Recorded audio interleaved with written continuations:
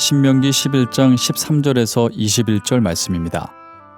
내가 오늘 너희에게 명하는 내 명령을 너희가 만일 청종하고 너희의 하나님 여호와를 사랑하여 마음을 다하고 뜻을 다하여 섬기면 여호와께서 너희의 땅에 이른 비 늦은 비를 적당한 때에 내리시리니 너희가 곡식과 포도주와 기름을 얻을 것이요 또 가축을 위하여 들에 풀이 나게 하시리니 내가 먹고 배부를 것이라.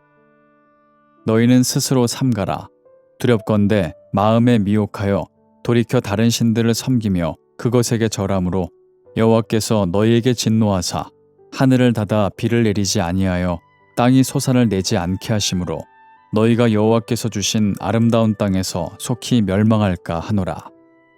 이러므로 너희는 나의 이 말을 너희의 마음과 뜻에 두고 또 그것을 너희의 손목에 매어 기호를 삼고 너희 미간에 붙여 표를 삼으며 또 그것을 너희의 자녀에게 가르치며 집에 앉아 있을 때에든지 길을 갈 때에든지 누워 있을 때에든지 일어날 때에든지 이 말씀을 강론하고 또 내 집 문설주와 바깥문에 기록하라. 그리하면 여호와께서 너희 조상들에게 주리라고 맹세하신 땅에서 너희의 날과 너희의 자녀의 날이 많아서 하늘이 땅을 덮는 날과 같으리라. 오늘도 이 광야 식당에 오신 여러분들을 진심으로 환영합니다. 오늘도 말씀으로 영을 든든하게 채우시고 또 오늘 하루도 승리하는 하루가 되시길 주님의 이름으로 축복합니다. 우리 하나님은 저와 여러분이 정말로 아름답고 행복한 삶을 살기를 원하십니다. 그래서 우리에게 하나님 말씀 주셨고요. 또 그 말씀을 청종하라고 하셨고 또 묵상하라고 하시고 또 하나님을 사랑하고 또 잘 섬기라고 말씀하시는 것입니다. 이 말씀이 너무나도 중요하기 때문에 하나님은 신명기를 통해서 그리고 성경 전체를 통해서 계속해서 반복적으로 강조하고 계십니다. 오늘 말씀의 첫 구절에도 이렇게 말씀을 하세요. 내가 오늘 너희에게 명하는 내 명령을 너희가 만일 청종하고 너희의 하나님 여호와를 사랑하여 마음을 다하고 뜻을 다하여 섬기면 이라고 말씀을 하십니다. 그리고 그 말씀 이후에는 이렇게 살아갈 때 또 그렇게 살지 않을 때 어떤 일들이 벌어지는지를 설명하고 계십니다. 자, 14절 말씀 보면요. 그렇게 살아갈 때 여호와께서 너희의 땅에 이른 비 늦은 비를 적당한 때에 내리시리니 너희가 곡식과 포도주와 기름을 얻을 것이다 라고 말씀을 하십니다. 그들의 하나님의 말씀을 청종하고 또 하나님 사랑하고 또 마음과 뜻을 다해서 섬기게 되면 그들의 땅에 이른 비와 늦은 비를 아주 적당한 때에 내리신다라고 말씀하시는 것이죠. 여기서 이른 비는 우리 달력으로 따지면은 10월 말부터 12월 초까지 내리는 비를 말합니다. 그리고 늦은 비는 3월에서 4월까지 내리는 비를 말해요. 지금쯤 내릴 때가 된 것 같습니다. 그 당시 이스라엘의 달력과 우리가 쓰는 달력이 차이가 있기 때문에 조금 우리 달력으로는 먼저 오는 비지만 늦은 비라고 말을 하고요. 우리 달력으로는 나중에 오는 비지만 또 이른 비라고 말을 하는 것입니다. 이렇게 이른 비와 늦은 비 이것을 적당한 때에 내리게 하신다라고 말씀을 하시죠. 여러분, 인간이 아무리 씨를 잘 심고 거름을 잘 주어도요. 비가 엉뚱한 때에 오거나 하면 또 폭우가 발생하거나 또 가뭄이 오거나 하게 되면은 절대로 농사에서 성공할 수가 없는 것은 상식입니다. 식량에 문제가 또 생기게 되는 것이죠. 모든 것은 다 하나님께 속해 있는 것입니다. 또 15절에서는요, 또 이렇게 말씀하십니다. 또 가축을 위하여 들에 풀이 나게 하시리니 내가 먹고 배부를 것이다 라고 말씀을 하시는 것이죠. 가축이 먹을 풀들이 들에서 나게 하는 것도 또 나게 하지 않는 것도 하나님의 주권 하에 있다라고 말씀을 하시는 것이죠. 얼마 전에 4천억 마리, 4천 마리도 아니고요. 4천억 마리의 메뚜기 떼가 중국에 나타나서 온 중국이 두려움에 떨게 만들었습니다. 또 어제 기사를 보니까요. 동아프리카에 사막 메뚜기 떼가 나타났다고 합니다. 특별히 아프리카 나라들에서는 약 2천만 명의 사람들이 그것 때문에 불안해하고 있고요. 지금 예멘에서는 이미 현재 1,500만 명의 사람들이 이 사막 메뚜기로 인해서 고통을 당하고 있다고 합니다. 그렇지 않아도 전 세계가 지금 코로나19로 인해서 힘들어하고 있는 상황인데 정말 안타까운 일이 발생하고 있는 것이죠. 여러분, 아무리 인류가 과학기술을 발달시키고 엄청난 장비를 가지고 있다고 하더라도, 달에 인류가 도착할 수 있다고 하더라도 자연재해가 이렇게 한번 일어나게 된다면 우리는 어떻게 손을 쓸 수도 없이 당하고 마는 것입니다. 또 그런 자연재앙이 아니더라도 우리의 삶 속에 하나님의 도우심이 없다면 우리는 절대로 제대로 살아갈 수가 없는 것이죠. 그러므로 여러분, 우리는 하나님을 의지할 수밖에 없습니다. 우리가 의지할 분은 오직 하나님밖에 없다는 것이죠. 그 하나님께서 복을 받는 방법을 알려주셨는데 그것이 바로 하나님의 명령을 청종하고 하나님을 사랑하고 마음과 뜻을 다해서 그분을 섬기는 것이다. 그렇게 할 때 우리가 이 땅 가운데서 부유함을 얻게 될 것이다 라고 말씀을 하고 계신 것입니다. 그런데 오늘 말씀을 보면은 그렇게 하지 않을 때 그때 또 하나님께서 설명해 주십니다. 16절과 17절의 말씀에 나옵니다. 제가 읽겠습니다. 너희는 스스로 삼가라. 두렵건대 마음에 미혹하여 돌이켜 다른 신들을 섬기며 그것에게 절함으로 여호와께서 너희에게 진노하사 하늘을 닫아 비를 내리지 아니하여 땅이 소산을 내지 않게 하심으로 너희가 여호와께서 주신 아름다운 땅에서 속히 멸망할까 하노라. 이 말씀에서 우리가 하나님 아닌 다른 것에 눈을 돌리고 다른 것을 경배하게 될 때 그때 하나님께서는 하늘을 닫으신다라고 말씀하십니다. 비가 그치고요, 땅에 소산이 나지 않게 됩니다. 그래서 아무리 하나님의 백성이라고 말하는 이스라엘 백성이라고 할지라도 그 땅에서 멸망하게 된다라는 것이죠. 땅에서의 복은커녕 화가 있다라고 말씀하고 계시는 것입니다. 그러므로 여러분, 우리가 할 일은 무엇입니까? 우리가 할 일은 마땅히 하나님의 말씀에 청종하는 것입니다. 그리고 여호와 하나님을 사랑하고 마음을 다하고 뜻을 다해서 그분을 섬기는 것, 그때 우리는 이 땅에서의 축복과 은혜를 누리고 경험하게 될 것입니다. 어떤 목사님께서 하신 말씀이 기억이 납니다. 이런 말씀을 하셨어요. 여러분, 이 세상에서 천국 가는 구원 외에는 공짜가 없습니다. 이런 말씀을 하셨다고 해요. 아주 인상적인 말씀인 것 같습니다. 물론 여러분, 이 땅에서의 복과 형통함이 인생의 궁극적인 목적이 절대로 아닙니다. 절대로 그것은 우리의 궁극적인 목적이 아니에요. 그의 나라와 그의 의를 구하는 것이 목적이죠. 하지만 말씀에서 약속하신 그 복과 형통이 없어서 고통과 절망 가운데 사는 분들이 많이 있습니다. 심지어 신앙이 있는 분들 중에서도 그런 분들이 많은 것을 보게 돼요.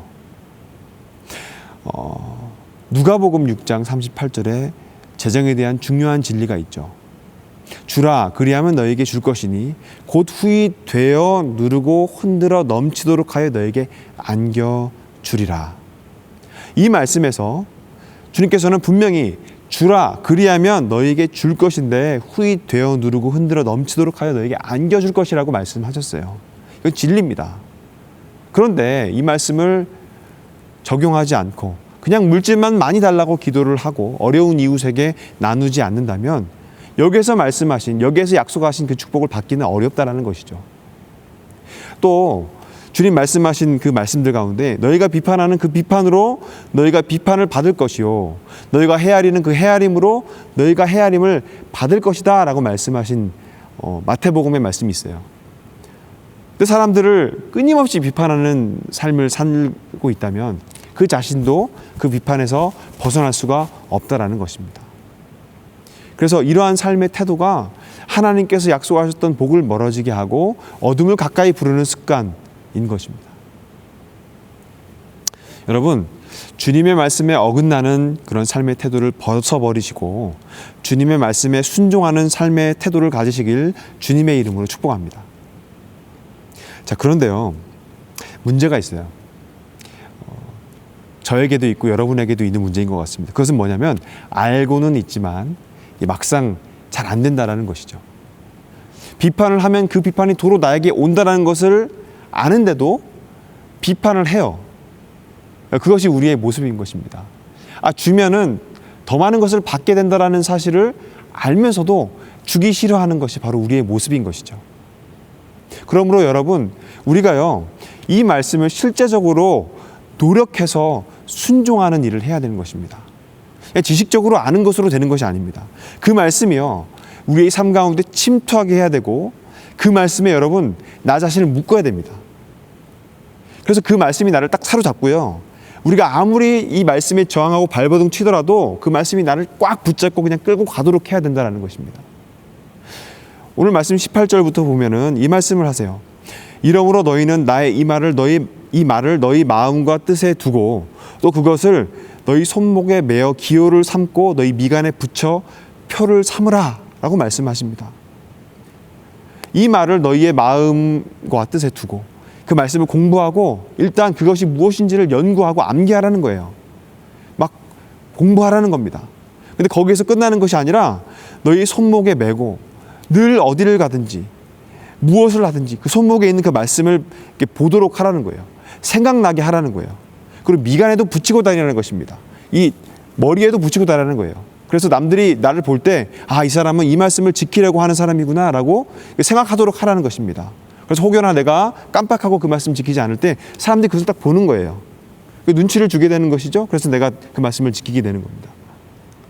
또 19절 말씀, 또 그것을 너희 자녀에게 가르치며 집에 앉아 있을 때에든지 길을 갈 때에든지 누워 있을 때에든지 일어날 때에든지 이 말씀을 강론하라. 나만 공부하고 말씀으로 사는 것이 아니라 나의 자녀에게도 나의 후대에게도 그 말씀을 가르치라라고 말씀하신 것입니다. 그래서 어렸을 때부터 그 말씀으로 그 마음들이 세워질 수 있도록 하라는 것이죠. 여러분, 자녀의 신앙 교육을요, 다른 사람이 하는 것이 아닙니다. 부모가 하는 거예요. 자녀에게 말씀을 가르치는 자로 부르심을 받은 자는 부모입니다. 물론 교회학교 교사가, 교회학교 목사님, 전도사님들, 또 같은 구역에 있는 어떤 믿음 좋은 그런 가족, 친구들도 가르칠 수 있겠지만 부모가 하는 거예요. 자녀들의 신앙교육은 부모가 하는 것입니다. 그래서 그 부모가 집에 앉아 있을 때든지 길을 갈 때든지 누워서 잠을 잘 때든지 일어날 때든지 그 어느 때든지 실생활 속에서 하나님의 말씀을 가르치라라고 말씀하십니다. 그리고 20절 말씀 보면은 이렇게 말씀하시죠. 또 내 집 문설주와 바깥문에 기록하라. 내가 살고 있는 집의 그 문설주와 바깥문에도 이 기록을 해서 너와 너의 가족들이 드나들면서 이 말씀을 항상 보고 숙고하게 하라. 그리고 지나다니는 이웃들도 이 집 사람이 이 말씀에 지금 순종하는 사람이구나라는 것을 알게 하라라는 것입니다. 그래서 그 사람들의 시선 때문에라도 우리는 그 말씀을 지킬 수밖에 없는 것이죠.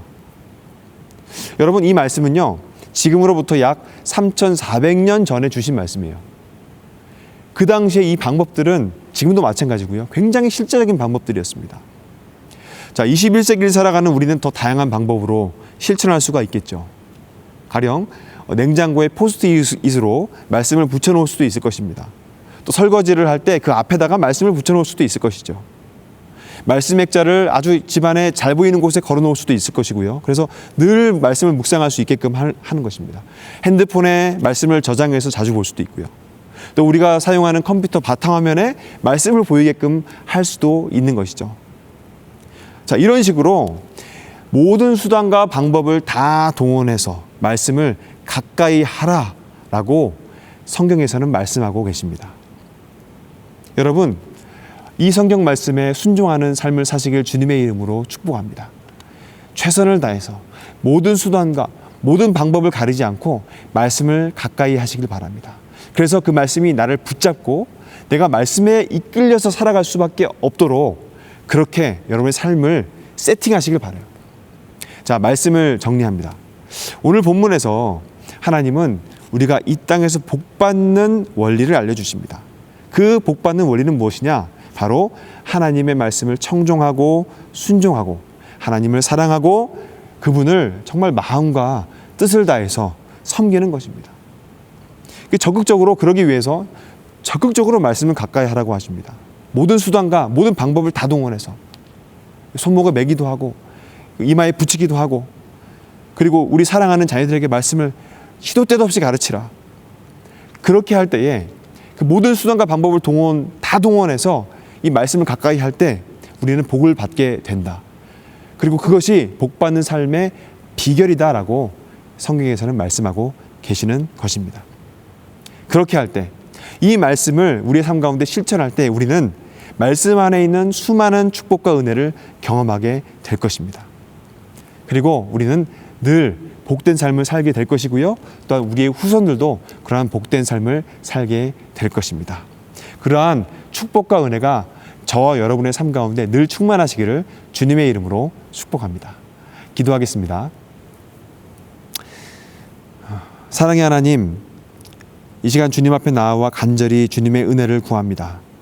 이 시간 컴퓨터 영상으로, 핸드폰으로 여러 가지 방법으로 말씀을 듣고 기도하고 있는 주님의 자녀들의 심령 가운데 함께하여 주시옵소서. 우리 각자의 환경과 처지를 아시는 하나님, 그 다양한 상황 속에서 하나님의 말씀을 온전히 붙잡게 하여 주시옵소서. 그 이 세상 또 상황들을 바라보면서 낙담과 절망에 빠지는 삶이 아니라 언제나 나와 함께 하시는 그 주님의 얼굴을 구하며 말씀으로 살아가게 하여 주시옵소서. 주님, 저희들이 말씀으로 살아가는 그런 실제적인 방법들을 알려주시옵소서. 그리고 저희들의 의지를 가지고 그 말씀을 붙잡게 하여 주시옵소서. 그래서 하나님의 말씀을 청종하고 주님을 더욱 사랑하고 주님을 섬기는 삶을 살게 하여 주시옵소서. 그래서 약속하시는, 하나님께서 말씀에서 약속하셨던 놀라우신 그 은혜와 열매들을 누리고 맛보고 경험하게 하여 주시옵소서. 감사드리며 예수 그리스도의 이름으로 기도합니다. 아멘.